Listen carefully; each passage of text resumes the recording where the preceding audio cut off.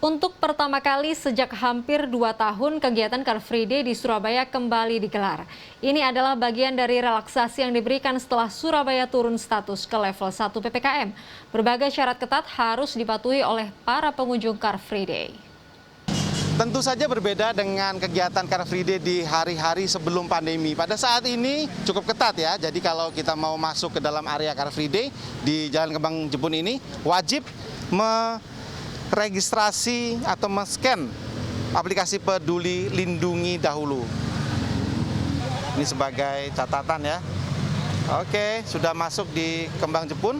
Lalu sebelum masuk ke sini, ke area ini, maka harus dites terlebih dahulu suhu kita ada berapa.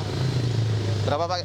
36 normal, sudah vaksin 2 kali, scan, diukur suhu, maka boleh masuk dan menikmati Car Free Day di Jalan Kembang Jepun hari ini. Tidak terlalu ramai, karena memang ini adalah pertama kali semenjak hampir 2 tahun pandemi di kota Surabaya, dan baru kali ini kemudian Car Free Day diuji cobakan lah ya di Jalan Kembang Jepun sepanjang 1 kilometer. Ada satu akses masuk dari sini dan nanti keluarnya harus lewat sana.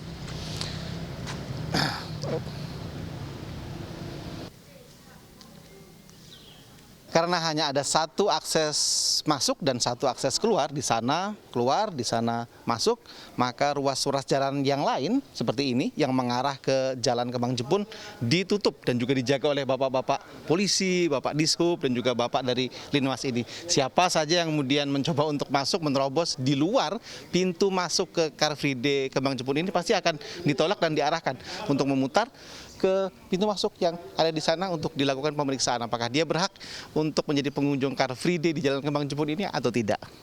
Karena kita Car Free Day ya, itu Car Free Day, sehingga oleh karena itu ada pembatasan yang masuk di lokasi ini betul-betul sudah vaksin ya 2 kali ya, paling tidak itulah, sehingga dijamin kesehatannya seperti itu.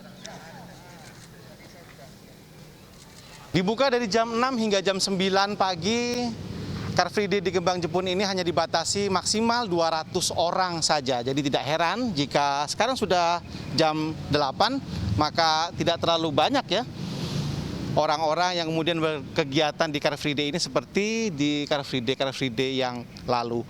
Tapi tentu saja masih ada beberapa warga kota Surabaya yang kemudian mengetahui adanya CFD di Kembang Jepun ini dan sengaja mampir ke sini. Misalnya adalah para kelompok-kelompok pesepeda, misalnya yang melintasi jalan lurus sepanjang 1 kilometer ini. Dan mereka cukup senang ya bahwa Car Free Day dibuka lagi di kota Surabaya. Kita mau gowes, ada namanya Car Free Day yang dibuka itu antara Bungkul sama sini, ternyata Bungkul enggak ke sini. Nah, ternyata di sini kok sepi, belum Malah enak sepi atau malah seneng yang rame lah, namanya Car Free Day, kita sepeda rame-rame dengan teman-teman, komunitas sama gowes.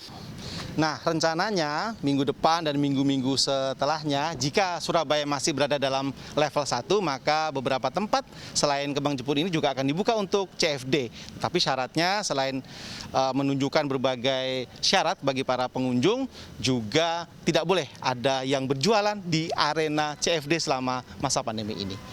Rangga Umara, Andreas Wicaksono, Surabaya.